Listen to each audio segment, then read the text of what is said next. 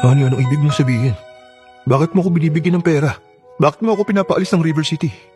Sa totoo lang, wala akong kumpiyansa sa usapan naming 3 araw ni Papa.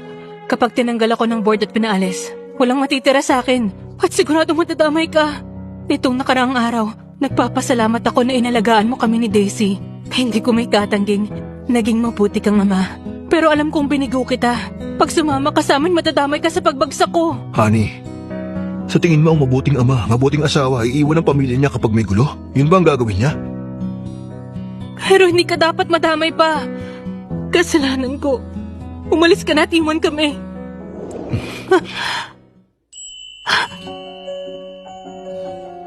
Honey, simula pa lang umaasa ako magtitiwala ka sa akin. Tiwalang kaya ko kayong protektahan. Pero Mason... Honey, haharapin natin to nung magkasama. Pwedeng magtiwala ka sa akin? Kahit ngayon lang. Mason, salamat. Miss White, may press ko ng AW Group ngayon para sa resulta ng pustahan ninyo ng ama mo. Kapag natalo ka sa pusta, tatanggalin ka ng Board of Directors. Tanong ko lang, handa ka na ba itong tanggapin? Kapag natalo ka, ano naman ang susunod na plano mo? Anong magagawa niya? Walang matitira sa kanya. Matatanggal siya.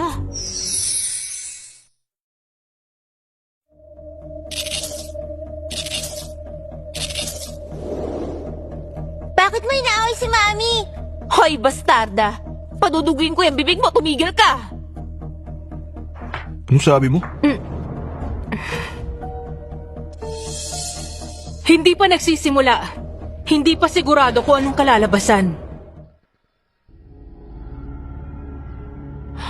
Pa, malakas ang loob ni Victoria. Tingin mo may pag-asa ba siya? Umaasa lang yan, pero babagsak rin siya. Sige na, tama ng daldal, pumasok na tayo.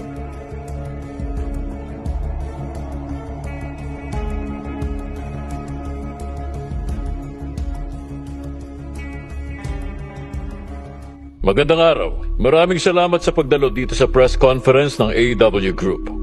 Alam niyo naman, na ang AW Group ay itinayo namin mag-asawa mula sa wala. Mula na pumanaw ang asawa ko, ang anak kong si Victoria nagpatakbo ng kumpanya. Ganun ang nangyari. Pero dahil nagkaroon siya ng napakaraming kaaway, ginalit ang mga Jones at maling pamamalakad sa kumpanya, malaki ang nalugi sa amin. Sa napagkasunduan, base sa review, tinanggal ng Board of Directors si Victoria bilang chairwoman. Pero ginamit niya ang shares niya bilang leverage para pigilan ang desisyon ng board. Kaya ngayon, nandito tayong lahat para tuparin ang naging agreement. Victoria, tapos na ang palugit ng 3 araw. Ang sabi mo, kapag hindi ka nakahanap ng bagong supplier, kusa ka magbibitiw sa posisyon mo. At ang akong isusuko mo lahat ang hawak mong shares. O ngayon, may hinahanap ka bang supplier?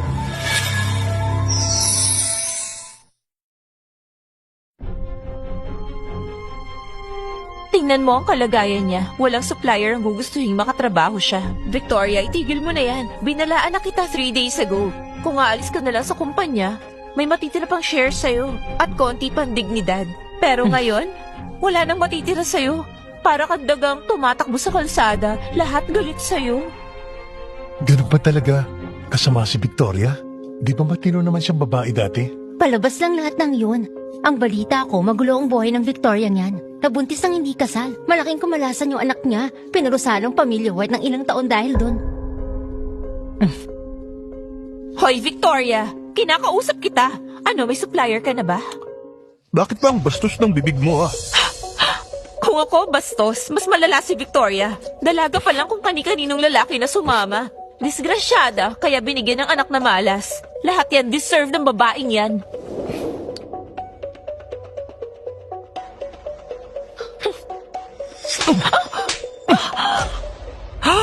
Bakit mo ko sinampal? Kasi deserve mo yan.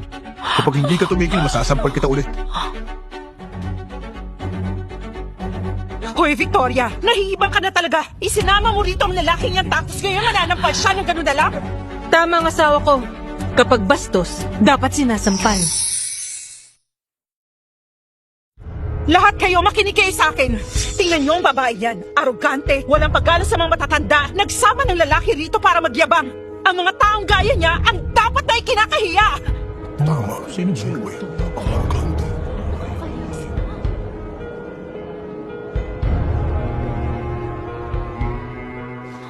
Unawain si Mami! Mabait na tao si Mami! Kayo ang nangaaway! Kayo ang masama! Hoy, bastardong bata! Bakit ka sumasabat? Gusto mo turuan kita ng leksyon?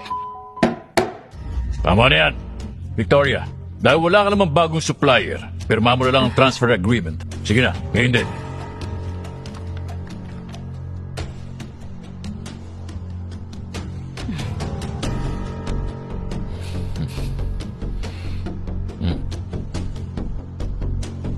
Pasensya na. Binigo na naman kita. Tinatanggap ko ang resulta. Sige na. Victoria, lahat ng yan, dapat lang na mangyari sa'yo. Victoria, alam mo na mangyayari kapag nilabanan mo pa ako.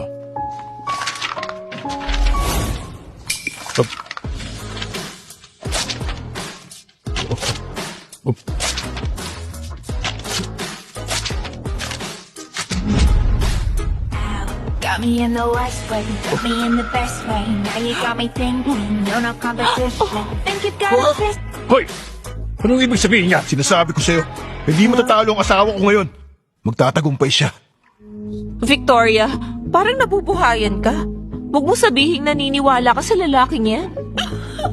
Victoria, walang dudang lahat naman sa River City. Alam nila na kaluguyo mo ang lalaking yan at puro papogi lang naman. At ang lakas ng loob ang gulo rito. Victoria, sa harap ng media at lahat ng shareholders, ang agreement na yan ay pipirma mo sa ayaw mo o gusto mo. Mason, ang talo ay talo. Tatanggapin ko. Sa future, magkakaroon tayo ng pagkakataong bumangon. Honey, huwag ka na mag-alala. Pag sinabi kong hindi ka matatalo, hindi ka talaga matatalo. Nandito na si Charles Thompson ng Soaring Dragon Group, si Kevin Hernandez ng Nine Heavens Group, at si Mr. Mark Johnson ng Redwater Group.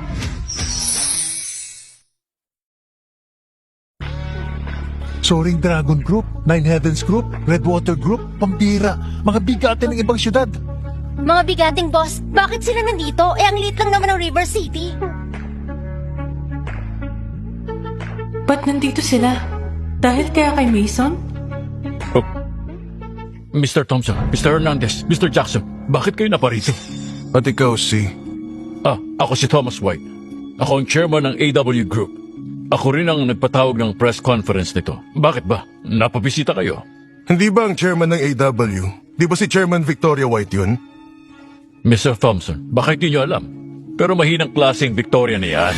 Tinanggal na siya ng board of directors sa chairmanship niya.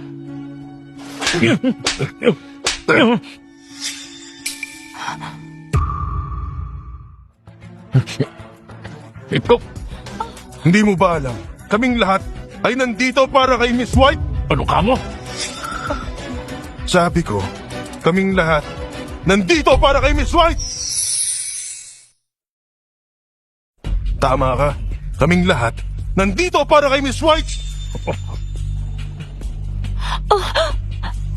Mr. Thompson, Mr. Hernandez, nagkakamali kayo. Walang kwenta yan si Victoria. Bakit niyo ba siya hinahanap?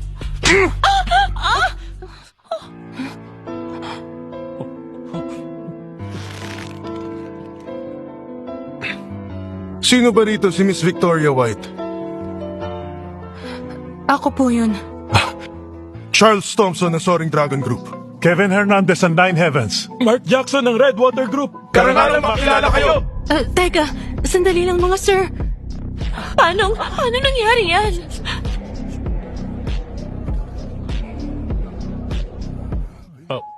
Mga sir, bakit kayo nandito? Miss White, sinabihan kaming makipag-collaborate sa company mo. Makipag-collaborate sa akin? Tama, Miss White. Ano mang kailangan mo, yung kumpanya namin, bibigyan ka ng funds o kaya manpower. Miss White, bilang token ng aming sincerity, basahin po ninyo.